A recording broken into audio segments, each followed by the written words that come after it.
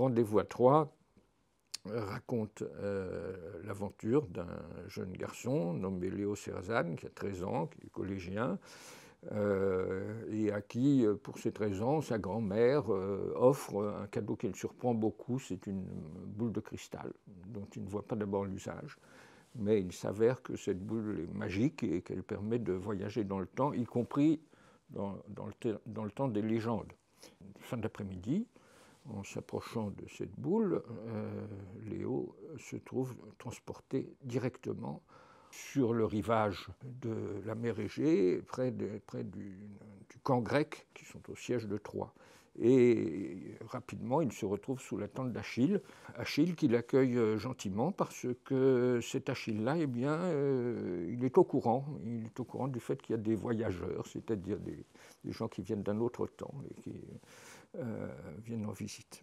Le roman raconte l'aventure de Léo au siège de Troie, peut-être même ensuite à l'intérieur des murs de Troie, sa découverte de la guerre, des dialogues entre les chefs, et puis aussi des prodiges, c'est-à-dire des ruses des dieux qui sont très présents, et raconter aussi la mission qu'Achille lui confie, dont je ne veux rien dévoiler ici, et puis aussi sont racontés ses efforts à lui qui connaît l'histoire, tel qu'il l'a étudié en cours de français, pour empêcher la mort de Patrocle, le grand ami d'Achille, et qui devient d'une certaine manière son grand ami à lui, la mort de Patrocle, qui est l'élément le plus dramatique dans l'épopée.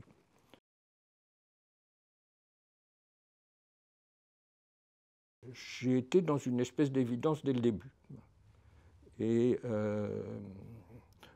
je voyais les choses par les yeux de Léo, mon narrateur, c'est un récit en première personne, et je crois n'avoir expérimenté aucune espèce d'hésitation, de repentir. Enfin, ça s'est construit évidemment progressivement et méticuleusement, parce qu'il fallait à la fois imaginer l'intrigue pour ce qui n'est pas dans Homère, travailler sur le texte d'Homère qui est absolument merveilleux, sélectionner des éléments, donner aux citations leur forme la plus fluide, mais j'ai eu le sentiment d'une nécessité d'un bout à l'autre. D'une certaine manière, ça allait tout seul. Et j'espère que ce sentiment est communicatif, que de nombreux lecteurs de tous âges, j'ai d'ailleurs des témoignages du fait, entreront eux-mêmes dans cette histoire, comme d'une certaine manière comme j'y suis entré, en suivant Léo dans ses déplacements, et puis aussi dans l'ensemble de ses pensées.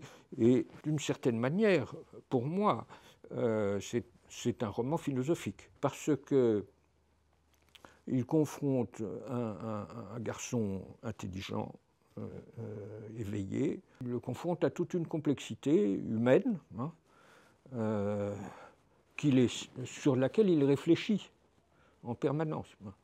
Et ce n'est pas d'ailleurs qu'une complexité humaine, puisque les dieux eux-mêmes sont très présents. Pour autant qu'une réflexion se déroule, eh bien, on pourrait dire que c'est un genre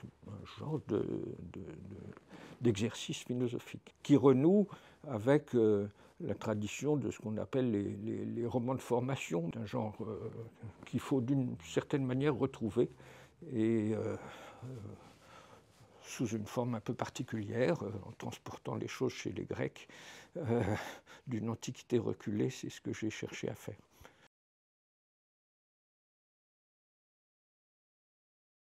Ce livre est évidemment assez à part de ce que j'ai publié par ailleurs et qui relève essentiellement de l'histoire de la philosophie, avec quelques essais de philosophie de la culture et de l'éducation, et puis aussi quelques titres pour jeunes lecteurs. Ce roman-ci, j'y tiens particulièrement et je suis tout particulièrement heureux de cette parution aujourd'hui.